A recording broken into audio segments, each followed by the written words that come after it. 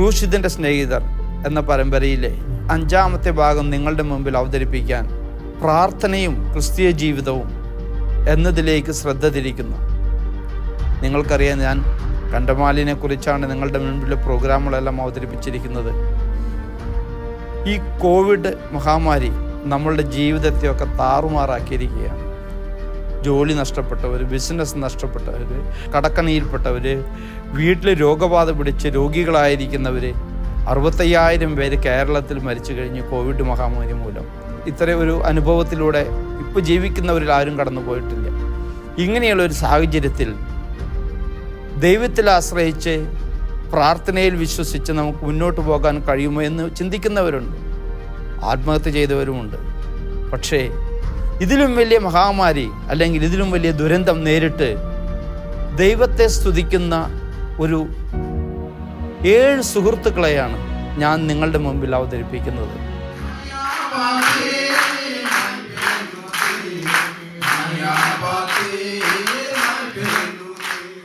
ഈ പാടുന്നത് കരിസ്മാറ്റിക്കുകാരോ ഇവാഞ്ചലിക്കൽസ് ഒന്നുമല്ല, അച്ഛന്മാരോ വൈദിക വിദ്യാർത്ഥികളോ അല്ല. ഒരു ട്രെയിനിങ് കിട്ടാതെ നിരക്ഷരരായ കാടുകളിൽ ആദിവാസികളെപ്പോലെ ജീവിക്കുന്ന സാധാരണ മനുഷ്യരാണ്.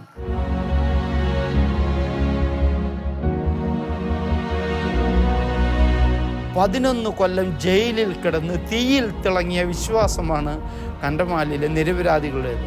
അതുകൊണ്ടാണ് ഈ എപ്പിസോഡിന് ഞാൻ പേര് കൊടുത്തിരിക്കുന്നത് കണ്ടമാലിലെ നിരപരാധികളും പ്രാർത്ഥനയും. സാധാരണ സൈക്കാട്രിസ്റ്റുകൾ പറയുന്നത് നിരപരാധികൾ ജയിലിൽ കിടന്നാൽ അവർ പലരും മാനസികമായി തകർന്ന് ചിലർ ആത്മഹത്യ ചെയ്യും, പിന്നീട് അവർക്ക് ജീവിതത്തിൽ ഒന്നും ചെയ്യാൻ പറ്റില്ല. പക്ഷേ കണ്ടമാലിലെ നിരപരാധികൾ 11 കൊല്ലം പരോളും ബെയിലും ജാമ്യവും പോലുമില്ലാതെ, ഓർക്കുക, കൊടും കൊലപാളികൾക്ക് പോലും ആഴ്ചകൾക്കുള്ളിൽ അല്ലെങ്കിൽ മാസങ്ങൾക്കുള്ളിൽ ജാമ്യം ലഭിക്കുന്ന രാജ്യത്ത് ഇതൊന്നുമില്ലാതെ 11 കൊല്ലം ഒന്നും അറിയാത്ത പാവങ്ങൾ ജയിലിൽ കിടന്നു. പുറത്തു വരുമ്പോൾ അവർ നിരാശരായിട്ടല്ല അവർ പുറത്തു വന്നേ, അവർ ആത്മവിശ്വാസത്തിൽ ദൈവത്തിന് നന്ദി പറഞ്ഞ് ഹല്ലേലൂയ പറഞ്ഞ്. അത് ആ നന്ദി പറച്ചിൽ തുടങ്ങിയത് ഈ 11-ാം വർഷത്തിൽ പുറത്തു വന്നപ്പോഴല്ല, അവർ ജയിലിൽ കിടക്കുമ്പോഴും അവരുമായിട്ട് ഇടപഴകാൻ എനിക്ക് അസുലഭ ഭാഗ്യം ലഭിച്ചു. അങ്ങനെ അതിൻ്റെയൊക്കെ അടിസ്ഥാനത്തിലാണ് ഈ കണ്ടമാലിലെ നിരപരാധികളും പ്രാർത്ഥനയും എന്ന പ്രോഗ്രാം ഞാൻ നിങ്ങളുടെ മുമ്പിൽ അവതരിപ്പിക്കുന്നത്. കണ്ടമാൽ എന്താണെന്ന് കുറേ പേർക്കൊക്കെ അറിയാം. കാരണം ഇന്ത്യയുടെ ചരിത്രത്തിലെ ഏറ്റവും വലിയ മതപീഡനം, ക്രിസ്ത്യാനികളെ പീഡിപ്പിച്ചൊരു സംഭവമാണ്. 2008 ഓഗസ്റ്റ് മുതൽ മാസങ്ങളോളം നീണ്ടുനിന്ന അക്രമത്തിൽ 300 പള്ളികൾ തകർത്ത് 6,000 ക്രിസ്ത്യൻ വീടുകൾ തകർത്ത് കൊള്ളയടിച്ച് 56,000 ക്രിസ്ത്യാനികൾ ഭവനരഹിതരായി. കാരണം എന്താണ്? അവിടെ ഒരു സ്വാമി ഉണ്ടായിരുന്നു. ആ സ്വാമിയെ ആരോ 2008 ഓഗസ്റ്റ് ജന്മാഷ്ടമി ദിനത്തിൽ വെടിവെച്ചു കൊന്നു. ഉടൻ തന്നെ വാർത്ത പരന്നു, എന്താണ്?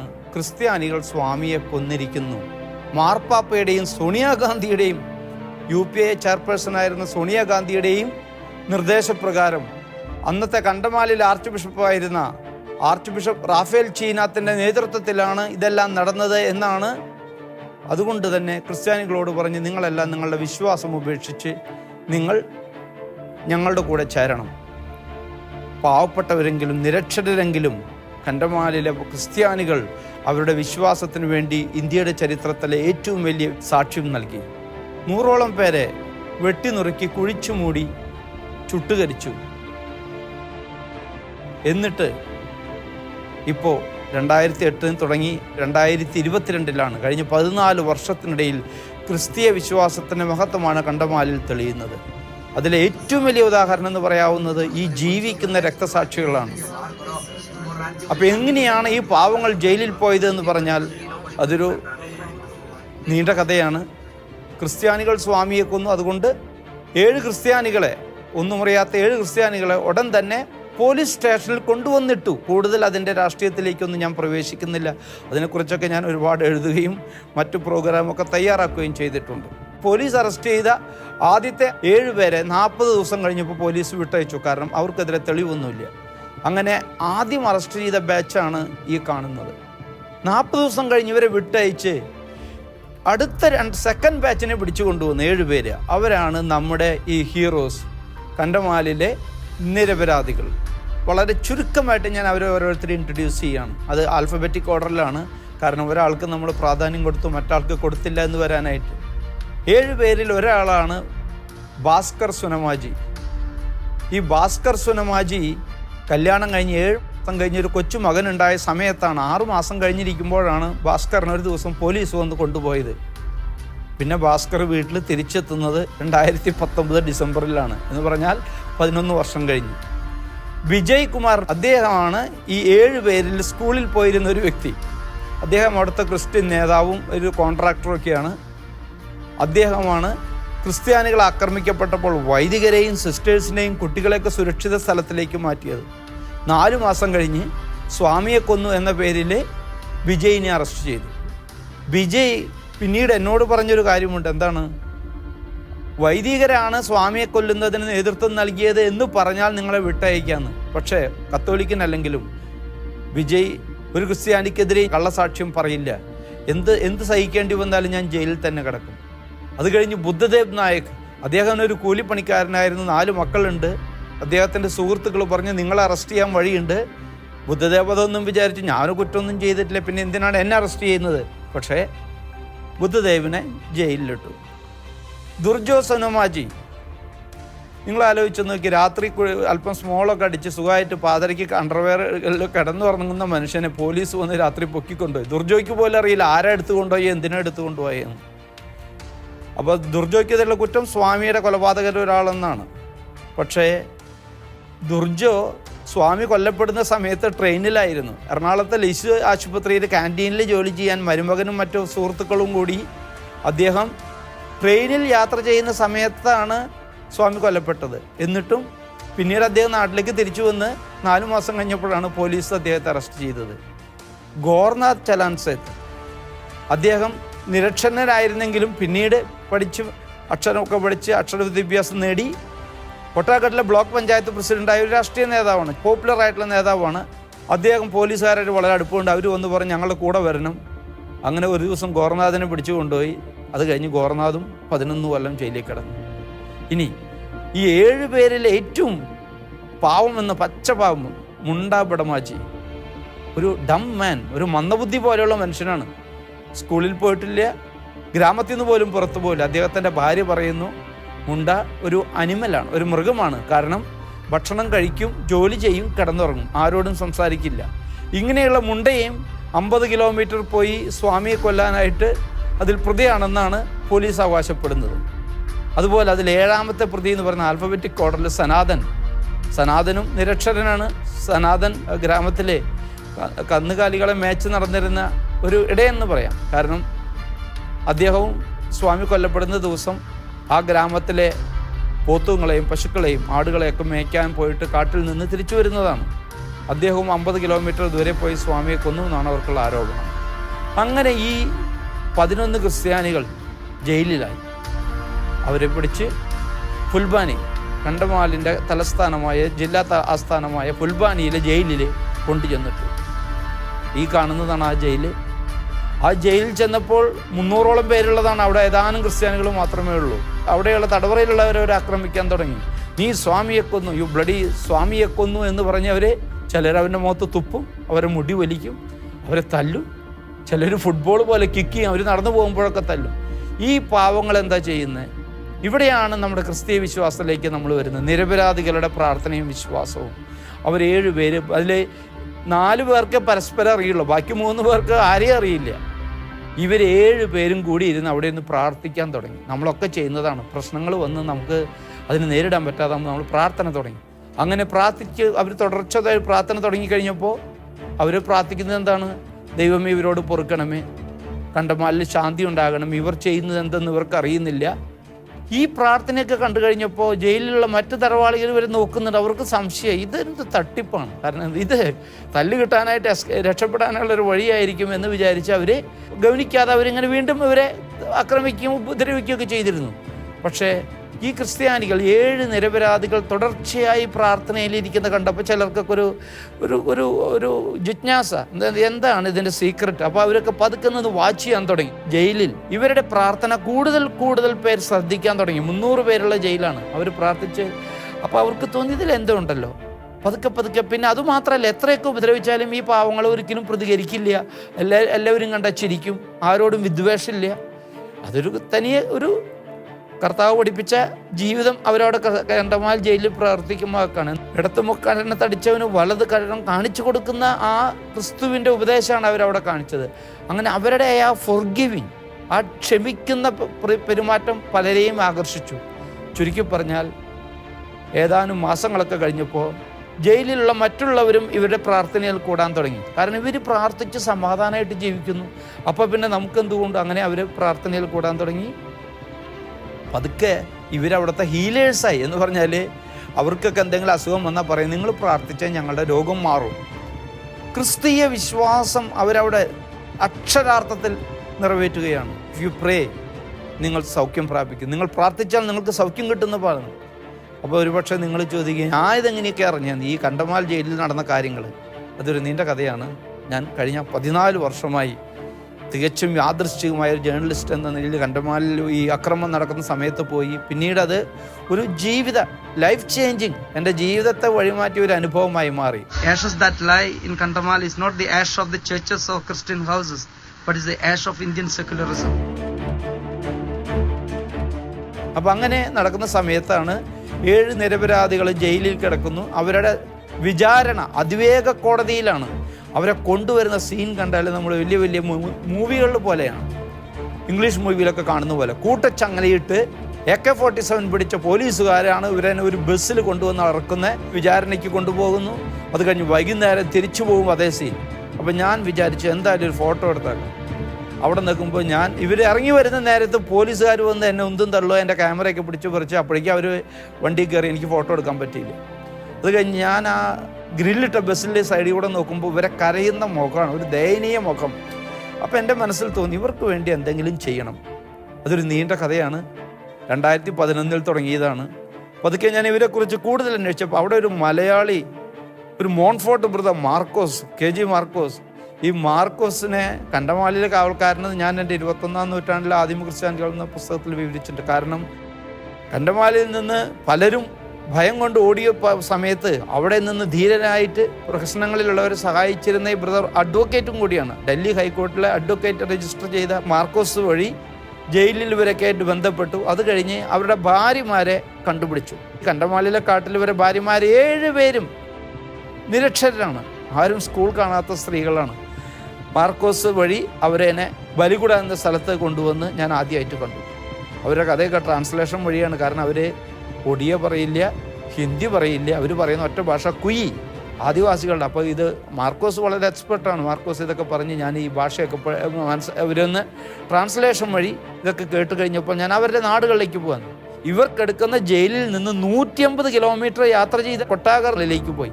നമ്മൾ വിചാരിക്കും കണ്ടമാൽ എന്ന് പറഞ്ഞ ഒരു ചെറിയ ജില്ലയല്ല, കേരളത്തിൻ്റെ 4/1 വലുപ്പമുള്ള വിശാലമായ ജില്ലയാണ്.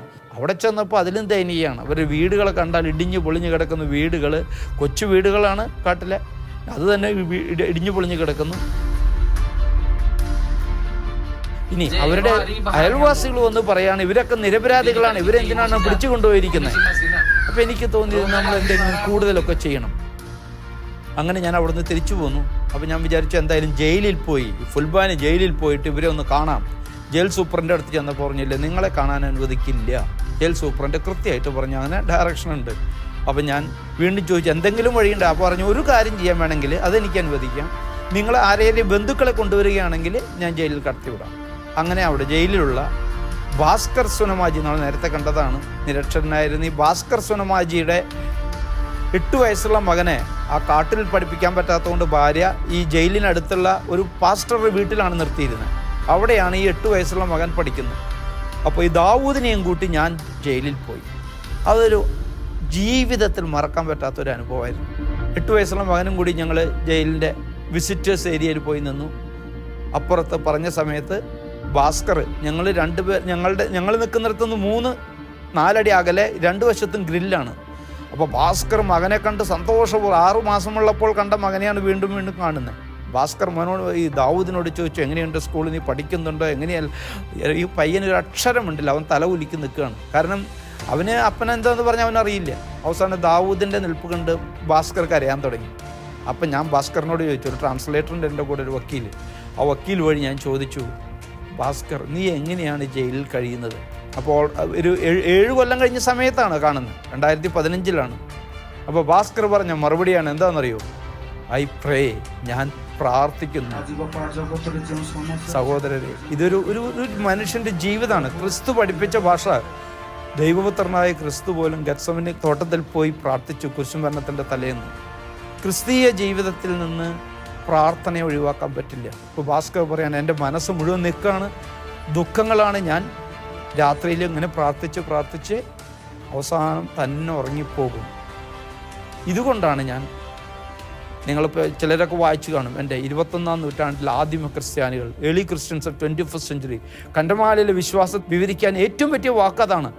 ആദിമ ക്രിസ്ത്യാനികൾ എങ്ങനെ തങ്ങളുടെ വിശ്വാസത്തിന് വേണ്ടി മരിച്ചു, തങ്ങളുടെ വിശ്വാസത്തിന് വേണ്ടി എല്ലാം ഉപേക്ഷിച്ചു. അതുപോലെയാണ് ഈ കണ്ടമാലിലെ നിരപരാധികൾ പോലും ഇവർക്ക് വേണ്ടി എന്ത് ചെയ്യാമെന്ന് ആലോചിച്ച അവസാനം ഡൽഹിയിൽ ഒരു ഓൺലൈൻ ക്യാമ്പയിൻ എന്ന് പറഞ്ഞ ഒപ്പുശേഖരണം, പലർക്കും അറിയാം, change.org ഒക്കെ വഴി, അങ്ങനെ release7innocents.com എന്നൊരു ക്യാമ്പയിൻ തുടങ്ങാൻ തീരുമാനിച്ചു. അപ്പോൾ VIP-കളെ വിളിച്ച് നടത്തിയ ഒരു കാര്യമില്ല. അതുകൊണ്ട് ഞാനൊരു യുണീക്ക് ആക്കാൻ വേണ്ടി ഈ കണ്ടമാലിലെ നിരക്ഷരരായ ഇവരുടെ ഭാര്യമാരെ അതിരഹസ്യമായി, വളരെ അപകടം പിടിച്ച പണിയാണ്, നിങ്ങൾക്കറിയാം ആർക്കെതിരെയാണ് യുദ്ധം ചെയ്യുന്നത്, അവരെ ഡൽഹിയിൽ എത്തിച്ചു. അത് എൻ്റെ വളരെ അടുത്ത ഫ്രണ്ട്സ്, ഏതായാലും വ്യക്തികൾക്ക് മാത്രമേ അറിയുള്ളൂ. അവരെ ഡൽഹിയിൽ എത്തിച്ച് ഓൺലൈൻ ക്യാമ്പയിൻ അതിമനോഹരമായിട്ട് ഇന്ത്യയിലെ പ്രശസ്തനായ കുൽദീപ് നയ്യാർ, സ്വാമി അഗ്നിവേഷ്, ദിഗ്വിജയ് സിംഗ്, ഓസ്കാർ ഫെർണാണ്ടസ്, ആനി രാജ, അങ്ങനെ പ്രശസ്തരായവരുടെ മുന്നിൽ വെച്ച് ഈ ക്യാമ്പയിൻ തുടങ്ങി. ഈ സ്ത്രീകൾ അവിടെ വന്നപ്പോൾ അവർ താമസിപ്പിച്ചത് ഒരു ചാപ്പലൊക്കെയുള്ള ഒരു സെൻറ്ററിലാണ്. അവിടെ ആ പാവങ്ങളിരുന്ന് പ്രാർത്ഥിക്കുന്ന കണ്ട, ആ പള്ളിയിലിരുന്ന് പ്രാർത്ഥിക്കാൻ അങ്ങോട്ട് പോകുമെന്ന്. ഹോളിൽ ചെന്ന് അവർ വീണ്ടും കരച്ചിലായി. അപ്പോൾ എല്ലാവരും, അപ്പോൾ കുൽദീപ് നയ്യാർ എന്നോട് ചോദിച്ചൊരു ചോദ്യമുണ്ട്, what is happening to this nation? ഈ രാജ്യത്തിന് എന്താണ് സംഭവിക്കുന്നതെന്ന്. അതാണ് നമ്മളുടെയൊക്കെ മനസാക്ഷി ബാധ. എന്നിട്ടും ഇത്രയും ഭീകരതയും പീഡനമൊക്കെ അനുഭവപ്പെട്ടിട്ടും അവർ ദൈവത്തിൽ ആശ്രയിച്ചു. അപ്പോൾ ഇവരുടെ സത്യാവസ്ഥ തെളിയിക്കാനായിട്ട് ഞാനൊരു പുസ്തകം ഇറക്കി. വളരെ സീരിയസ് ആയിട്ടുള്ള പുസ്തകമാണ്. അത് 3ാമത്തെ പുസ്തകമായിരുന്നു. ഹൂ കിൽഡ് സ്വാമി ലക്ഷ്മണാനന്ദ? സ്വാമി ലക്ഷ്മണാനന്ദയെ കൊന്നതാര്? ചുരുക്കത്തിൽ ക്രിസ്ത്യാനികളല്ല സ്വാമിയെ കൊന്നത്. അങ്ങനെയാണെങ്കിൽ പിന്നെ എന്തുകൊണ്ടാണ് ക്രിസ്ത്യാനികൾ ജയിലിൽ കിടക്കുന്നത് എന്നാണ് ആ പുസ്തകത്തിൻ്റെ പ്രതിപാദിക്കുന്നത്. ഇന്ത്യയിലെ പേരെടുത്ത വ്യക്തികളൊക്കെ നിങ്ങൾ ഈ ഫോട്ടോയിൽ കാണുന്നു. കുൽദീപ് നയ്യാരും, സ്വാമി ഓസ്കാർ ഫെർണാണ്ടസും, രാജയും, ബൃന്ദ കാരറ്റും, ആനി രാജയും, അതുപോലെ പലരും. അത് നമ്മുടെ മുഖ്യമന്ത്രി മലയാളത്തിൽ റിലീസ് ചെയ്ത് തിരുവനന്തപുരത്ത് സച്ചിദാനന്ദൻ അത് പറഞ്ഞു, ഇത് കണ്ടമാൽ കെട്ടുകഥ തിരുത്തി എഴുതിയിരിക്കുന്നു. ചുരുക്കത്തിൽ ക്രിസ്ത്യാനികൾ സ്വാമിയെ കൊന്നില്ല, പക്ഷെ ക്രിസ്ത്യാനികൾ ജയിലിൽ കിടക്കുന്നു. പിന്നീട് ഈ പുസ്തക പ്രകാശനമൊക്കെ കഴിഞ്ഞപ്പോൾ അത് മലയാളത്തിലും ഇംഗ്ലീഷിലും ഹിന്ദിയിലും ഒഡിയയിലും ഇന്ത്യയിലും വാർത്തയും പ്രോഗ്രാമൊക്കെ ആയതുകൊണ്ട് ഒരുപാട് വാർത്ത വന്നു. അപ്പോൾ അങ്ങനെ ഞാൻ വീണ്ടും കണ്ടമാലിൽ പോയി. അത് തുടർച്ചയായിട്ട് പോയിക്കൊണ്ടിരിക്കുകയാണ്. ഇതുവരെ കഴിഞ്ഞ 14 കൊല്ലത്തിൽ 31 തവണ ഞാൻ ഈ കണ്ടമാലിൽ പോയിട്ടുണ്ട്. അപ്പോൾ അങ്ങനെ കണ്ടമാലിൽ 2017 ജൂണിൽ ബലികുട എന്ന് പറഞ്ഞ സ്ഥലത്ത് നിൽക്കുമ്പോൾ ഒരാൾ വന്നിട്ട് എന്നോട് പറഞ്ഞു, സാറേ നമ്മുടെ ആൾക്കാരെ എന്ന് പറഞ്ഞാൽ നമ്മുടെ ക്രിസ്ത്യാനികൾ നിരപരാധികൾ, സാറ് പറയുന്ന നിരപരാധികൾ ഇപ്പോൾ ഈ ജയിലിലാണ്, സബ് ജയിലിലാണ്. കാരണം പോലീസുകാർക്ക് പോലും അവരോട് സിമ്പതി തോന്നി. കാരണം ഈ പാവങ്ങൾ വെറുതെ ജയിലിൽ കിടക്കുന്നു. എന്നിട്ട് ഇവരുടെ ഭാര്യമാർ കൊട്ടാകടിൽ നിന്ന് ഒരു ബസ് മാറി അടുത്ത സ്ഥലത്ത് വന്ന് പിന്നെ ബലികുടയിൽ നിന്ന് ഒരു 3 മണിക്കൂർ യാത്ര ചെയ്ത് വൈകുന്നേരം ആകുമ്പോൾ ഫുൽബാനിയിലെത്തും. അന്ന് രാത്രി എവിടെയെങ്കിലും കിടന്നുറങ്ങി അവർ പിറ്റേ ദിവസം രാവിലെയാണ് ഭർത്താക്കന്മാരെ കാണുന്നത്. അത് കഴിഞ്ഞ് അവർ 1.5 ദിവസം യാത്ര ചെയ്താലാണ് തിരിച്ച് ഗ്രാമത്തിലെത്തുന്നത്. ഈ പാവങ്ങൾ ഇങ്ങനെ വട്ടം തിരിയുന്നത് കണ്ട് ജയിലിലുള്ളവർക്ക് പോലും അവരോട് സിമ്പതി തോന്നി. അവരെന്ത് ചെയ്തു? അവരെന്നെ ഫുൽബാനിയിൽ നിന്ന് ബലികുട സബ് ജയിലിലേക്ക് മാറ്റി. ബലികുടയാണെങ്കിൽ അവർ വീടിനടുത്തേക്ക് വെറും 60 കിലോമീറ്റർ ഉള്ളൂ. അപ്പോൾ 90 കിലോമീറ്റർ അവർക്ക് യാത്ര ഒഴിവായി. അങ്ങനെ ഈ സമയത്ത് ഞാൻ എന്തോ പരിശുദ്ധാത്മാവ് നമ്മുടെ ജീവിതത്തിലൊക്കെ ഓരോ ക്രിട്ടിക്കൽ മൂമെൻറ്റിൽ വരും. സംശയമൊന്നുമില്ല, എൻ്റെ അനുഭവം അതാണ്. അതുകൊണ്ട് തന്നെയാണ് കണ്ടമാലിൽ നമ്മൾ തുടരുന്നത്. അങ്ങനെ ഞാൻ പെട്ടെന്ന് ആലോചിച്ചു, ആ ജയിലിലേക്ക് പോയി. നേരിട്ട് ഈ ബലികുട ജയിലിലേക്ക് കയറി ചെന്നിട്ട് സൂപ്രണ്ടിനെ കാണണമെന്ന് പറഞ്ഞ് സൂപ്രണ്ടിനോട് സംസാരിച്ചു. അപ്പോൾ ആളോട് പറഞ്ഞു, ഇവിടെ ജയിലിൽ പ്രാർത്ഥനയുണ്ടെന്ന് കേട്ടല്ലോ ഞായറാഴ്ച, അപ്പോൾ എനിക്ക് ആ പ്രാർത്ഥന ഒന്ന് അറ്റൻഡ് ചെയ്യണം. കൂടുതലൊന്നും എൻ്റെ പേരൊന്നും പറഞ്ഞില്ല. ആളാണെങ്കിൽ ഒന്നും ചോദിച്ചില്ല. ആൾ വളരെ കൂളായിട്ട് പറയുകയാണ്, നിങ്ങളൊരു കാര്യം ചെയ്ത് നിങ്ങളുടെ ആപ്ലിക്കേഷൻ എഴുതിത്ത ഐഡൻറ്റിറ്റി കാർഡ് വേണം, അത് ഭുവനേശ്വറിലേക്ക് അയച്ചിട്ട് അനുവാദം കിട്ടണം. അപ്പോൾ എനിക്കറിയാം ഇത് നടക്കുന്ന പരിപാടിയല്ല. അടുത്ത പ്രതികരണം ഒരു ബിബ്ലിക്കൽ എക്സ്പീരിയൻസ് പോലെയാണ്. ആ ജയിൽ സൂപ്രണ്ട് എന്നോട് പറയാണ്, അത് ഞാനൊരു എളുപ്പവഴി പറഞ്ഞുതരാം. എന്താണ്? നിങ്ങളൊരു കാര്യം ചെയ്യും, ഇവിടെ ഒരു പാസ്റ്റർ എല്ലാ ഞായറാഴ്ചയും പ്രാർത്ഥന നടത്തുന്നുണ്ട്. ആ പാസ്റ്ററുടെ കൂടെ നിങ്ങൾ വന്നാൽ മതി. അപ്പം നിങ്ങൾക്ക് അനുവാദമൊന്നും മേടിക്കണ്ട. പാസ്റ്ററുടെ കയ്യിൽ 3 പാസ് ഉണ്ട്, നിങ്ങൾക്ക് ആളുടെ കൂടെ വരാം. അപ്പം ഞാൻ ചോദിച്ചു, പാസ്റ്ററെ എങ്ങനെ അറിയാലോ കോണ്ടാക്ട്? ഞാൻ തരാലോ. ഉടൻ തന്നെ ജയിൽ സൂപ്രണ്ട് വീട്ടിൽ പോയി പാസ്റ്റർ നമ്പർ എനിക്ക് എടുത്തു തന്നു. ഉടൻ തന്നെ ഞാൻ പാസ്റ്ററെയൊക്കെ വിളിച്ച് ഞാൻ പിറ്റേ ദിവസം രാവിലെ ആ ഞായറാഴ്ച 2017 ജൂൺ 18 ഞാൻ രാവിലെ ജയിലിൽ കിടന്നു. എൻ്റെ പേരാരും ചോദിച്ചില്ല, ആരാന്നും ചോദിച്ചില്ല, യാതൊരു തടസ്സവുമില്ല. ഞാൻ ജയിലിൽ 1.5 മണിക്കൂർ ഈ 7 നിരപരാധികളോടൊത്ത് ഞാൻ ജയിലിൽ ചെയ്തു. അതാണ് കൂടുതൽ ഞാൻ പറഞ്ഞു, നമ്മൾ ഒരു ക്യാമ്പയിൻ തുടങ്ങി അല്ലെങ്കിൽ ഒരു കാര്യത്തിന് നേടി ദൈവത്തിൽ ആശ്രയിച്ച് പോവുകയാണെങ്കിൽ ദൈവം വഴികൾ തുറന്നു തരും. ആ പ്രാർത്ഥന അതാണ് എൻ്റെ കൂടുതൽ ശക്തി തരികയാണ്. Give more power. നമുക്ക് സഹനം, ബുദ്ധിമുട്ടും ചലഞ്ചുകളൊക്കെ ഉണ്ടാവും. അങ്ങനെ ഈ പ്രാർത്ഥന 1.5 മണിക്കൂർ ജയിലിൽ ഞാൻ അവരുടെ കൂടെ പോയിരുന്നപ്പോൾ അവർ പറഞ്ഞു 2 പാസ്റ്റർമാരെ നടുവിലിരിക്കണം VIP ആയിട്ട്. പിന്നെ ഞാൻ ഓക്കെ, അവർ നിർബന്ധം പറഞ്ഞ അവിടെ ഇരുന്നു. അപ്പോഴേക്കും എനിക്കൊരു കോരിത്തരിക്കുന്ന അനുഭവമാണ്. ഞാൻ പറയുന്നത് ജീവിതത്തിൽ ഇങ്ങനെ ഒരു പ്രാർത്ഥന കണ്ടിട്ടില്ല. ഒരു ഭാഗത്തു നിന്ന് വിജയ് പ്രൈസ് ദി ലോർഡ് എന്ന് പറയുമ്പോൾ അപ്പുറത്തു നിന്ന് ബുദ്ധദേവ് ഹല്ലേലൂയ അപ്പോട്ടെ ഒരു ഹല്ലേലൂയ ഉയരാണ്. ഇത് ഒരുപാട് കൊലപാതകൾ വരെയുള്ള ഒരു ജയിലിൻ്റെ ഉള്ളിൽ നിരപരാധികളായ ക്രിസ്ത്യാനികൾ പ്രാർത്ഥിക്കുന്നതാണ്. ഞാനിത് നോക്കി പതുക്കെ 7 പേരും കരയാൻ തുടങ്ങി. ഇത് കണ്ട് എൻ്റെ കണ്ണിൽ നിന്നും വെള്ളം വരാൻ തുടങ്ങി. കാരണം ഒരു അണർത്തിൽ ഒരു അഭൗമികമായ ഒരു അനുഭവത്തിലൂടെ കടന്നു പോകണേ. അങ്ങനെ സാർ എന്നോട് പറഞ്ഞു, സാർ പ്രസംഗം ഞാൻ പറഞ്ഞാൽ മതി, അത് ഈ പ്രയർ സർവീസിൻ്റെ. അപ്പോൾ ഇവരൊന്നും കാത്തലിക് ഒന്നല്ല, ഇവരൊക്കെ പെന്റക്കോസ്റ്റൽ ഇവാഞ്ചലിക്കൽ സഭകളിലെ മെമ്പേഴ്സാണ്. സൺഡേ സർവീസിലെ സർമൺ എന്നോട് പറയാൻ പറഞ്ഞു. കണ്ണടച്ച് പ്രാർത്ഥിച്ച് അവരോട് പറഞ്ഞു, mysterious are the ways of God. ദൈവത്തിൻ്റെ വഴികൾ നിഗൂഢമാണ്. അപ്പോൾ പോലീസ് അത് വാച്ച് ചെയ്യുന്നുണ്ട്, അതുകൊണ്ട് വളരെ സൂക്ഷിച്ചു വേണം പറയാം. അതുകൊണ്ട് ഞാൻ പറഞ്ഞു, നിങ്ങൾ ചിലപ്പോൾ കുറ്റം ചെയ്ത് കാണും, കുറ്റം ചെയ്യാത്തവരുണ്ടാവും, പക്ഷെ നിങ്ങൾ പ്രതീക്ഷ കൈവിടിയരുത്. കാരണം നിങ്ങളിവിടെ ഈ ജയിലിൽ കിടക്കുന്നത് കൊണ്ട് കണ്ടമാലിലെ ക്രിസ്ത്യാനികളുടെ വിശ്വാസം ലോകം മുഴുവൻ പരന്നുകൊണ്ടിരിക്കുകയാണ്. അത് പറഞ്ഞ് ഞാൻ പറഞ്ഞു, നിങ്ങളുടെ സഹനം വഴി ലോകത്തിന് ക്രിസ്തുവിൻ്റെ വിശ്വാസത്തിൻ്റെ മഹത്വം പ്രചരിക്കുകയാണ്. യേശുവിനെ കുരിശിൽ തറച്ചു. യേശുവിനെ കുരിശിൽ തറച്ചില്ലെങ്കിൽ നമ്മുടെ ക്രിസ്തുമതം എവിടെയായിരിക്കുന്നതെന്ന് അത് ചോദ്യങ്ങളാണ്. അപ്പോൾ സഹനം ക്രിസ്തീയ വിശ്വാസത്തിൻ്റെ ഭാഗമാണെന്ന് അവരോട് പറഞ്ഞു.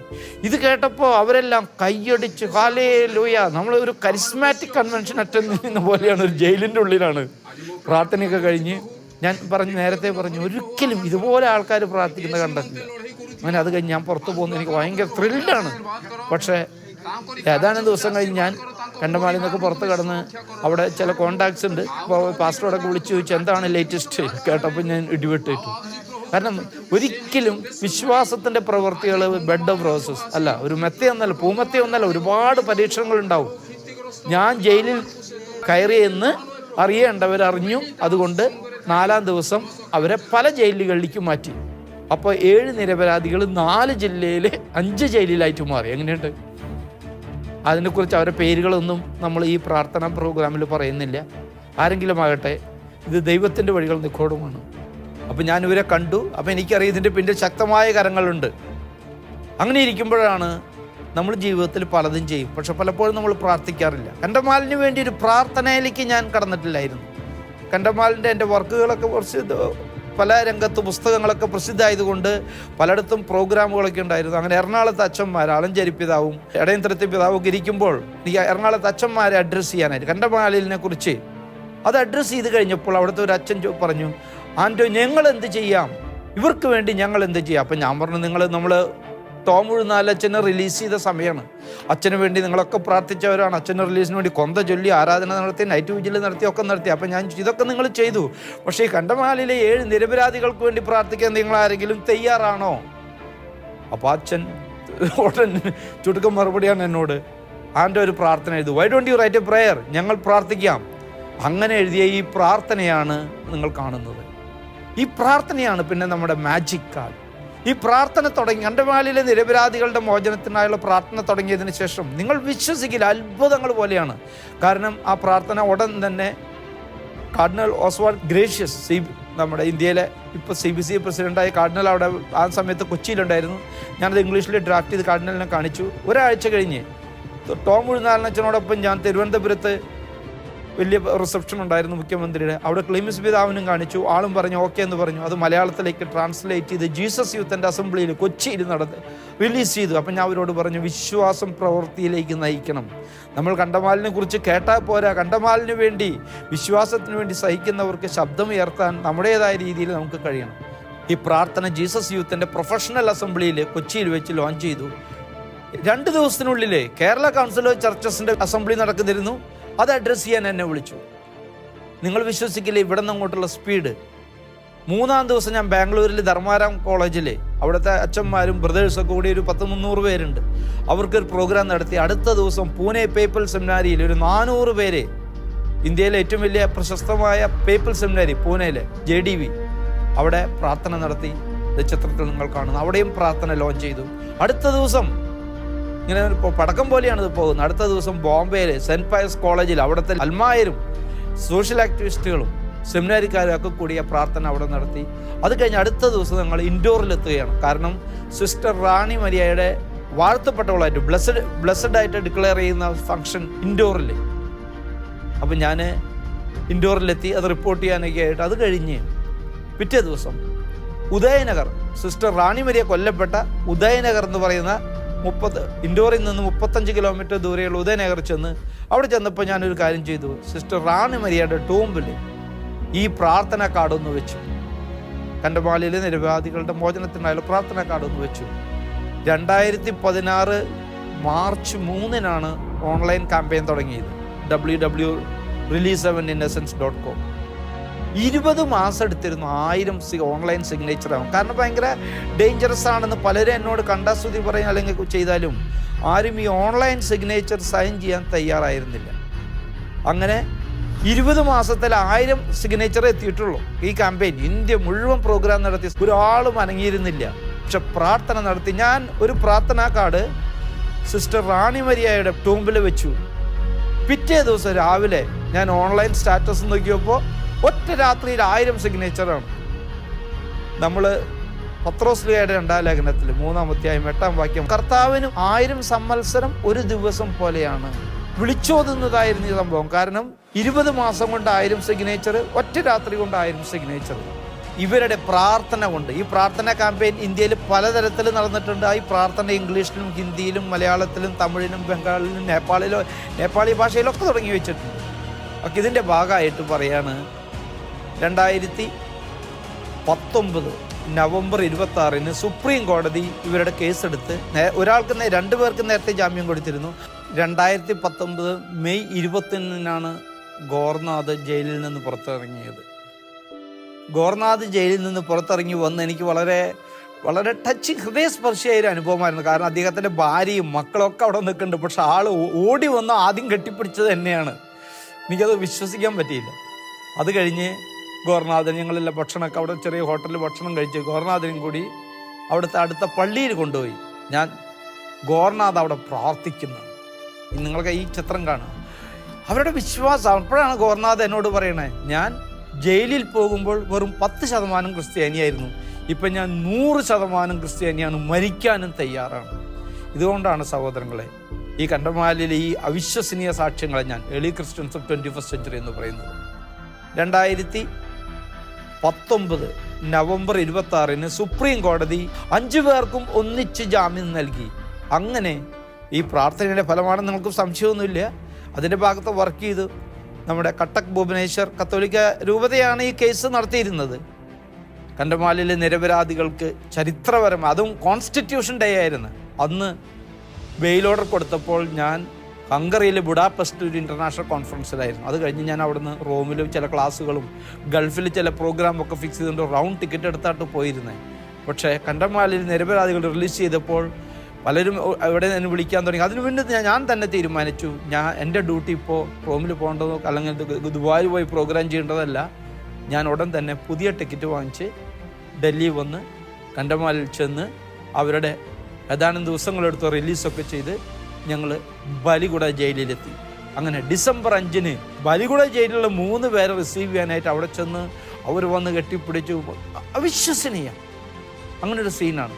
പക്ഷെ എനിക്ക് വളരെ വിഷമം തോന്നി. കാരണം എന്താണെന്നറിയാം, ഇവരുടെ 3-4 ബന്ധുക്കളൊഴികെ ഒരു ക്രിസ്ത്യാനി പോലും അവിടെ ഇല്ല. നമുക്കറിയാം ഈ രാജ്യത്ത് കൊടും കൊലയാളികളെ ജാമ്യത്തിനിറങ്ങുമ്പോൾ മന്ത്രിമാർ പോയി സ്വീകരിക്കുന്ന രാജ്യത്ത് 7 ക്രിസ്ത്യാനികൾ 11 വർഷമായിട്ട് നിരപരാധികൾ ജയിലിൽ കിടന്ന് അവരെ ഇറങ്ങി വരുന്ന സമയത്ത് സ്വീകരിക്കാൻ അവിടെ ആരും ഉണ്ടായിരുന്നില്ല. പക്ഷെ ഞാൻ ചില ട്രിക്ക് ചെയ്തിരുന്നത് ഇത് തന്നെയാണ് നമ്മൾ മുൻകൂട്ടി ചെയ്തിരുന്നത്. എൻ്റെ വളരെ അടുത്ത സുഹൃത്തായ അവിടുത്തെ ഒറീസയിലെ പേരെടുത്ത ഒരു സോഷ്യൽ ആക്ടിവിസ്റ്റിനെ വിളിച്ചു പറഞ്ഞു, പല ചാനലുകൾ, ഒഡിയ ചാനലുകൾ മാത്രമല്ല ZTV വരെ അവിടെ വന്ന് ഈ പ്രോഗ്രാമൊക്കെ ലൈവായിട്ട് കണ്ടമാലിലെ നിരപരാധികൾ പുറത്തു വരുന്നത് ലൈവായിട്ട് നാഷണൽ ലെവലിൽ പോലും വാർത്ത വന്നു. കുറച്ച് കഴിഞ്ഞപ്പോൾ ഇനി എൻ്റെ ഗോവയിലെ ഒരു ഹിന്ദു ഫ്രണ്ട് വിളിച്ചിട്ട് പറയാണ് ZTVയിൽ ഇപ്പോൾ ലൈവായിട്ട് ഇത് ലൈവ് നടക്കുമായിരുന്നു. ദൈവത്തിൻ്റെ പാതയിൽ നമ്മൾ തുടർന്നാൽ ദൈവം വഴി കാണിച്ചു തരും. നമ്മൾ മനുഷ്യരിൽ വിശ്വസിച്ച് മുന്നോട്ട് പോയാൽ നമ്മൾ മുന്നോട്ട് നീങ്ങില്ല. അത് വഴിയിലെവിടെയൊക്കെ പതറും, അല്ലെങ്കിൽ നമ്മൾ പതറി വീഴും. പക്ഷെ ദൈവത്തിൽ വിശ്വസിച്ച് പോയാൽ ദൈവം എല്ലാം നടത്തും. കണ്ടമാലിൽ നമ്മളെ ക്രിസ്തീയ വിശ്വാസം ഒന്നുകൂടി പഠിപ്പിക്കുകയാണ്. അങ്ങനെ അവർ റിലീസായി പിന്നീട് പലതും ചെയ്തു. പക്ഷേ ഞാൻ ചുരുക്കി പറയുകയാണ്, 2 മാസം കഴിഞ്ഞ് ബാംഗ്ലൂർ 2 വർഷം കൂടുന്ന ഇന്ത്യയിലെ CBCA Catholic bishops conference of ഇന്ത്യയുടെ അസംബ്ലി, ഇന്ത്യയിലെ 200 ബിഷപ്പ്മാർ കൂടിച്ചേരുന്ന അസംബ്ലിയാണ്. അതിൽ അവരെ എത്തിക്കണം എന്ന് ഞാൻ പ്ലാൻ ചെയ്തു. വളരെ സൂക്ഷിച്ച് അതിനുള്ള ഒരുക്കങ്ങളൊക്കെ എന്ന് പറഞ്ഞാൽ നമ്മൾ ചെസ് കളിയിൽ പോലെ കരുക്കൾ നീക്കി പലരെയും കോണ്ടാക്ട് ചെയ്തു. ആരോടും പറയാതെ ഈ 7 പേരെ ബാംഗ്ലൂർക്ക് എത്തിക്കാനുള്ള എല്ലാ അറേഞ്ച്മെൻറ്റും ചെയ്ത് ഞാൻ ബാംഗ്ലൂർ ചെന്ന് അവിടെ ചെല്ലുമ്പോൾ എൻ്റെ പ്രശ്നം, അവർ 7 പേര് വന്നിട്ടുണ്ട്. അവർ ചോദിച്ചു, സാർ എന്തൊക്കെയാണ് ഞങ്ങളുടെ പ്രോഗ്രാം? ആകെ ഒരു പ്രോഗ്രാമേ കൺഫേംഡ് ആയിട്ടുള്ളൂ. വിശ്വസിക്കില്ല, അടുത്തൊരു ദിവസത്തിനുള്ളിൽ 12 പ്രോഗ്രാം, 8 ദിവസത്തിനുള്ളിൽ 12 പ്രോഗ്രാം അവർക്കുണ്ടായിരുന്നു. അത് സാധാരണ പ്രോഗ്രാം എന്നല്ല, ഒരു ബിബ്ലിക്കൽ അനുഭവമാണ്. നമ്മൾ ദൈവത്തിൽ ആശ്രയിച്ചാൽ തുറക്കാത്ത വാതുകൾ പോലും തുറക്കും. അങ്ങനെ CBCയിൽ പ്രസന്റ് ചെയ്യുന്നതിന് മുന്നേ തന്നെ അവർക്ക് ഭയങ്കര ഹീറോയിക് റിസപ്ഷനാണ്. 11 കൊല്ലം ജയിലിൽ കിടന്ന് നരകിച്ച ക്രിസ്ത്യാനികളെ ദൈവം ആശീർവദിച്ചു. സാധാരണ രീതിയിൽ അവരെ കൊണ്ട് ഞങ്ങൾ ബാംഗ്ലൂരിലെ പ്രസിദ്ധമായ വിധാൻ സൗധ, കർണാടക അസംബ്ലിക്ക് മുന്നിൽ നിന്ന് ലാൽബാഗിൽ പോയി, കബൻ പാർക്കിൽ പോയി, ഫോറം മാളിൽ പോയി. അവരുടെയൊക്കെ റിയാക്ഷൻ നിങ്ങൾക്ക് ആലോചിക്കുക. ഈ പാവങ്ങൾ കാട്ടിൽ കീറ സഞ്ചിയുമായിട്ട് ജയിലിൽ ഇറങ്ങിയ മനുഷ്യർ സൂപ്പർ ഹീറോസാണ്. ബാംഗ്ലൂരിലെ സെൻറ്റ് പാട്രിക്സ് ചർച്ചിലെ സൺഡേ പ്രോഗ്രാം, UTC ഇന്ത്യയിലെ ഏറ്റവും വലിയ പ്രൊട്ടസ്റ്റന്റ് കോളേജാണ്, അവിടെ 1 മണിക്കൂർ പ്രോഗ്രാം, ധർമാരാമിൽ പ്രോഗ്രാം, ക്രിസ്തുജ്യോതി സെമിനാരിയിൽ ബ്രെഡ് ഓഫ് ലൈഫ് എന്ന് പറഞ്ഞാൽ ബാംഗ്ലൂരിലെ എല്ലാ ആഴ്ചയിലും നടത്തുന്ന വലിയ കൺവെൻഷനാണ്. അതിലവർ ഗസ്റ്റായിട്ട് 2 മണിക്കൂർ പ്രോഗ്രാം ആക്കി മാറ്റി.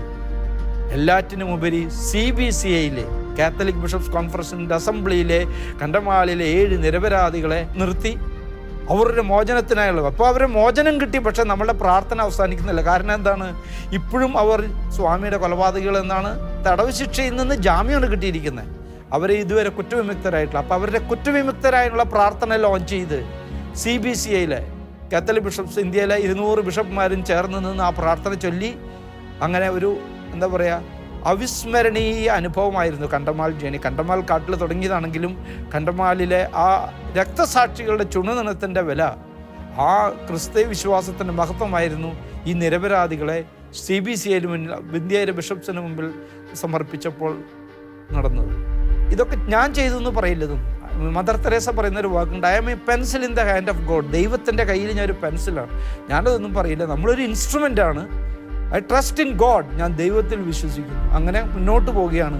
ഈ ഡ്രീം ലൈക്ക് സ്വപ്നം പോലെയുള്ള ഇവരുടെ റിസപ്ഷൻ ഇതൊക്കെ കഴിഞ്ഞിട്ട് അവസാനം അവർ ട്രെയിൻ കയറ്റി വിടുകയാണ്.